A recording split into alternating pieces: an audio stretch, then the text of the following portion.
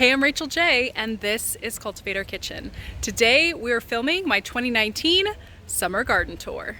You're gonna come with me and see absolutely everything that I'm growing in my raised beds and some stuff I've already started planting for fall, what I've already harvested. I planted in May and I've been growing and harvesting ever since June, and it's so amazing this year. So I wanna give you guys the official tour and take you around and show you exactly what I'm growing in each bed. Let's go.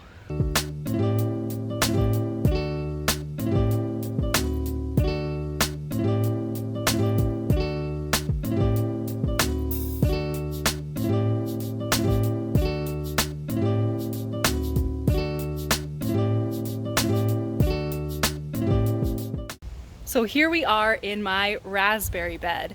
It has both vining raspberries and caning raspberries, thornless and thorned varieties. And I have been picking some every day for the past month, and it's been awesome. So I'm gonna show you those and talk a little bit about what's in here. So this variety that I have here is a heritage vining variety, meaning that it's climbing instead of on canes. And you can also see that it's thornless, which is really awesome. So as you're picking raspberries, you won't prick yourself. And these are a purple color. I think these might be Glencoe raspberries, I'm not sure, but they taste like raspberry lemonade and they're super sweet. So these have been giving me amazing raspberries for all month long of July, and I've really been enjoying them. And in front of this bed, oh, someone's coming to visit. Hi there. All right, he will eat the raspberries right off the bush. As you guys can see, he's trying right now. Should I give you one? Here you go. That one's for you. So these raspberries that I have in front are the caning variety, meaning they grow on a big tall stalk, and you can see that they get quite tall actually, which is awesome. And these do have thorns on them. So they're not terrible, but you can definitely get pricked while you're harvesting, so you just want to be careful. And what's amazing about these is you get two harvests. They're biennials. What that means is these old canes are producing, they're from last year, so they're producing right now, and these new canes, which are shooting up, will produce later, so probably August or September. So I actually get two crops of raspberries, and it means I'm eating raspberries all summer long. I absolutely love it. And you can see, let me back up here for you. You can see how big it gets, and I absolutely love growing these. They're in a 6x3 bed, and they need almost no maintenance, and they get this huge every year and are just full of raspberries. They're one of the easiest to grow, so if you're starting with a garden, I highly recommend growing raspberries. They come back every year, so you plant them once and you're good, and then you can harvest all summer long. They're also amazing for raspberry leaf tea, so I harvest all the baby leaves and dry them, and I have another video coming up about that and the benefits of raspberry leaf tea, so stay tuned for that. The next bed I have here, which is also 3x6, is my blueberry bed. The blueberries have been producing for about a month and they're almost over. I also had some lettuce in this bed, which you can see is all going to seed. So ignore that. I might let it go to seed and do some seed saving, or I might chop it down and eat the leaves just to clean this up, but they've been cohabitating well. So these blueberries are 3 different varieties, and they do well with some soil amendment. So you do have to do a little work to get blueberries going, but once you do, they're so worth it. And as you guys know, my garden, we did a special shape here. So you can watch the video from last year about how we made this, but we gave it a little swoosh in front that just fits the shape of our yard. So that means there's this little nook in the front where we couldn't fit a 3x6 standard size bed. So I have this little 3x3 and it fits perfectly here. I've got a little zucchini plant growing. It does look like it needs a drink. And actually all the way around this, I've already planted onion seeds so we can have some onions in fall. And there is a bed right there of baby bunnies. And the mama bunny's been doing an amazing job and coming by, and they've been getting bigger and bigger. So I think very soon they're gonna leave this nest and be hopping around our yard. So this is my first zucchini bed and some onions. So there you go, that is the first row. We are moving on to the second row now. Okay, next we are coming to the second row, and you guys have seen this bed because it is one of my absolute favorites. I have a ton of beautiful rainbow Swiss chard in here. This whole row is rainbow Swiss chard, and up here, and it has been growing and growing for months, and we have been having this in smoothies pretty much every day. These leaves are also really soft and bendable, so they are awesome for burritos, wraps, whatever you want to do with them. I absolutely love Swiss chard, and I think next year I'll just do the whole bed. Also in here, I had planted some celery, but you can see it's very small. I don't know if it's actually going to take off. So what I've done is about a week ago, I came through and did this whole area with more arugula. I had that whole bed filled with arugula, and when it went to bolt, I pulled it and put my zucchini in. So we've already harvested about a month and a half worth of arugula. We were eating it like every day. It's one of my favorite greens. So you can see in this bed that my arugula is already starting to come up, and before you know it, this will just be a giant carpet of arugula that I can harvest for another month or two. So that's an important point. You want to keep planting throughout the season so you can keep enjoying your favorites and rotating them. So this garden tour is my official tour, but everything in here is always a work in progress. This next bed is full of these beautiful carrots. I'm growing some Kyoto red carrots this year and some other Japanese style carrots, and I'm really excited. So the second bed in this row is filled with carrots on the outside, and in the inside I planted more carrots and radishes, which will come up later. Really good to plant radishes with carrots. Radishes will come up in about 22 to 25 days, and when you pull them, they will make more room for the carrot roots to grow, and they'll get bigger, which is awesome. Also in this bed is my other zucchini plant, which is doing really well. It has a ton of flowers on it, and I'm expecting it to get quite a bit bigger in the next week or so and start to put on some fruit. So I'm really excited to have fresh zucchini very soon. So yeah, this bed in the second row is all about the carrots, radishes, and zucchini. And I mentioned this in my last video, but we have already harvested about 100 radishes, so my spring radishes are already come and gone, and I am on my second planting of radishes. And the third bed in this row is all full of Swiss chard on one side and lettuce. Most of my lettuce I'm still harvesting, but it is going to bolt. So I've already planted lettuce in another bed.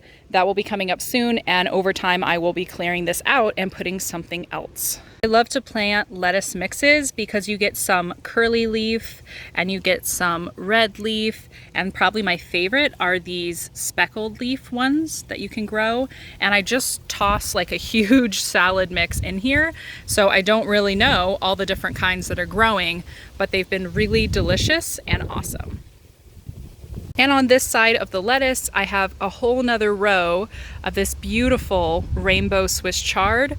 As I mentioned, this has been absolutely amazing this year, and I will definitely be growing these every single year, maybe grow a little bit more of these next year because they're so beautiful and soft and delicious, and we've really enjoyed them. And they seem to be taking the heat pretty well.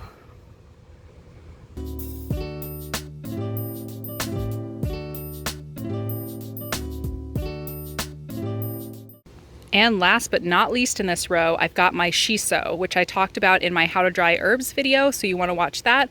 I'll link to it up above. And I have one of my first of 5 cucumber plants. And I love to grow cucumbers as a companion plant because they mostly grow up, and that leaves tons of room for other plants like herbs and tomatoes. So yeah, I've got my shiso in here, and it actually looks like there are some cucumbers that might be nearly ready in here. And just this month in July, I have harvested, I want to say this is my 31st cucumber. So we have been getting an absolute ton. I've been juicing them, eating them fresh, and it's been amazing. Okay, we are at the third row here, second to last, and this is all about the tomatoes and kale. So this first bed here has all of this big, beautiful, soft kale. I will say, if you don't like kale, try it homegrown because it makes such a difference. It is so soft and delicious and flavorful. So this is 3 very large kales in front and 2 beautiful tomatoes behind, which I'll show you in just a sec. So I want to tell you quickly about the right way to harvest kale. So if you notice, these are getting pretty tall, and you can see all of these little marks on here are where I have pulled off stems as I harvest them. So with kale, you want to harvest from the bottom up, and it will just keep getting taller and taller. And I have a picture from a few years ago with a 6-foot kale stalk next to me. So it's awesome. It will keep growing until the ground freezes.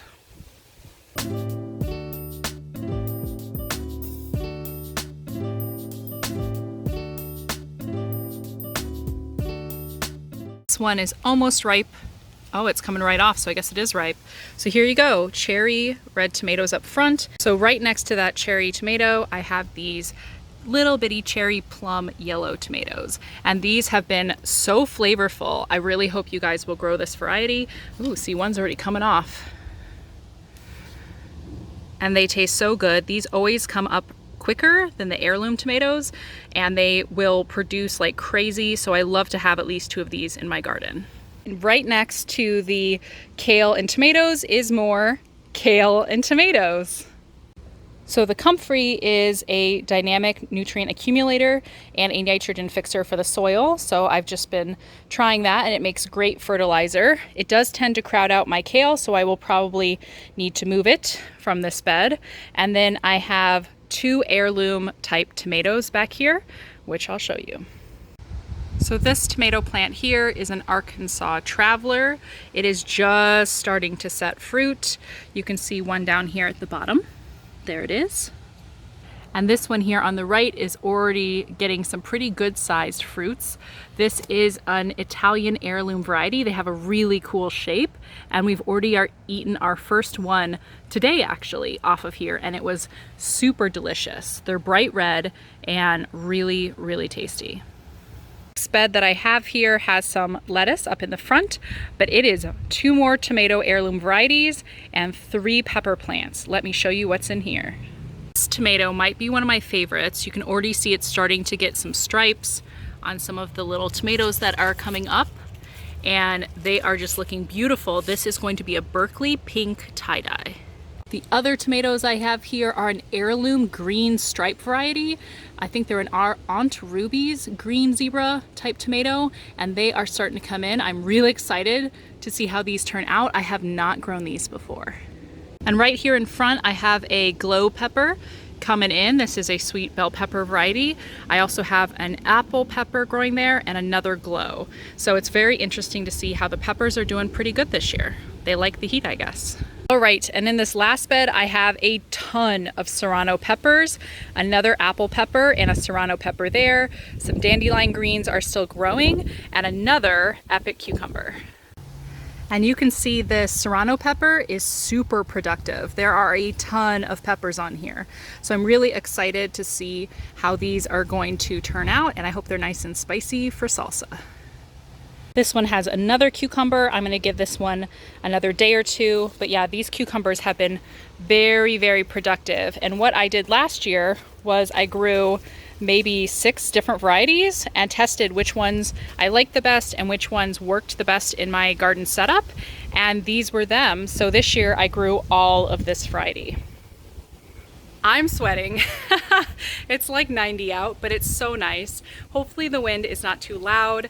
I am going to show you the very last row in my raised bed garden and show you what I'm growing. I should say things don't always work out in the garden either.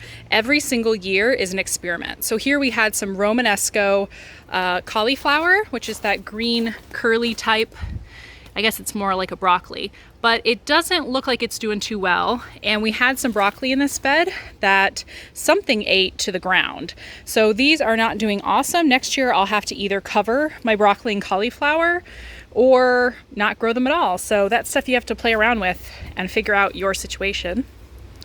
But I do have another cucumber back here that's been nice and productive.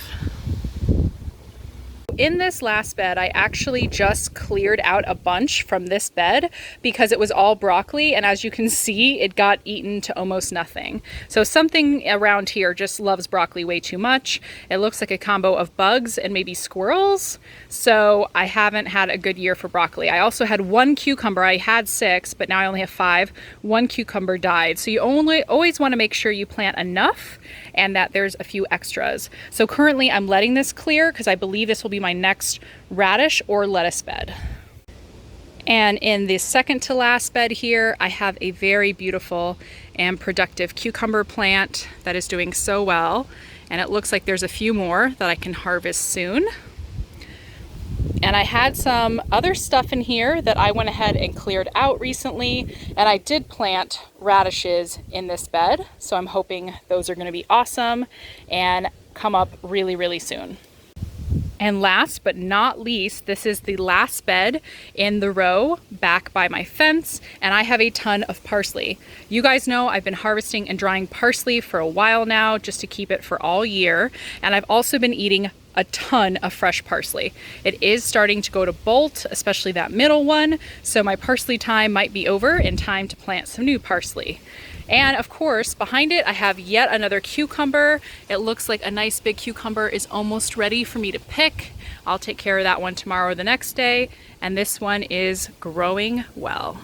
So there you have it. That's everything that's growing in my raised bed garden that we built last year. It was actually the first video for YouTube I ever worked on, and I have been on YouTube for almost 1 year. I'm going to talk about that in my next big video. Sorry for my garage. It definitely needs to be painted, but I'm going to show you some other things I'm growing closer to the house, and I have a whole permaculture side of the garden, which I will just show you quickly. It will take me way too long if I get into that, but leave any questions that you have below in a comment. I will do a whole garden Q&A video. So on this wild side of my garden that I built out, it has a little path in there with bricks.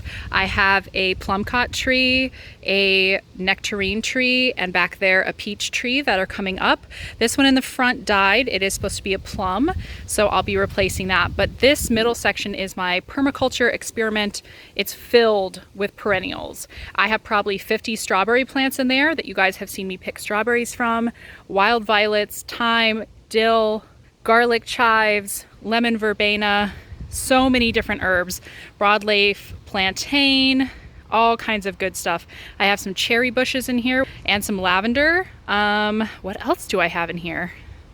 There's so many things. Every time I walk in here, I discover something. I would definitely have planted this thicker with mulch if I were starting over, because you can see how the wild violets have kind of taken over everything, which I wanted these strawberries to do, and the strawberries have done a good job. They do also like to hide under the wild violets, but the wild violets are pretty much will take over everything if you let them. So I needed to go a bit deeper, I think, on the mulch. And we still have some mulching we're doing, so I have some mulch there in the back. And of course, I have a bird bath for all the birds that visit our yard, and they help keep us, all the nasty pests, off of our beautiful plants. So as I mentioned, this is full of strawberries. This whole area of my garden is a strawberry bed. And you can see all of these wild violets are also, the leaves are also edible. You can eat these kind of like you eat spinach. Back here I have 4 of these apple trees, 2 red and 2 green, and they are grown in a columnal apple tree style so that they grow straight up instead of out. And that helps me because I have a standard city-sized lot and I have a very small growing space, so I try to make it work the best I can. When we first moved in here, this whole shaded side next to our house was all 6-foot tall weeds, and we could never turn it to grass. We didn't know what to do with it. So a few years ago, we had to put in a path. So I went ahead and put in a whole patio, and it has been super worth it. It's our favorite place to hang out because our porch is too small. And of course, because why not, I put some more space to grow things. I have 3 of these big size citronella plants. These are amazing for keeping mosquitoes out of here so we can hang out and not be too bothered by bugs. And in this bed, I have a ton of fresh dill and fresh basil. It's really nice and close to my back door, so I can just come out and harvest right before I make something. And in this bed, I also have more dill. It's been really amazing this year. We'll probably end up eating all of this fresh. It's been so good. And I have a ton of mint, which I use fresh and dried. So I'm really enjoying this mint, and it is a perennial. Even in my super cold climate, it will come up again the next year, which is awesome.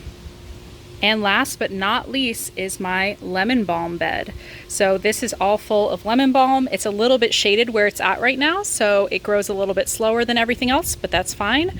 It's also a perennial and came back for me this year, so I didn't have to plant a thing. So that's it, guys. That's everything I'm growing this year. And of course, there'll be more stuff in fall, but I just wanted to show you my 2019 summer garden. Let me know what you guys think and tell me below, what are you growing?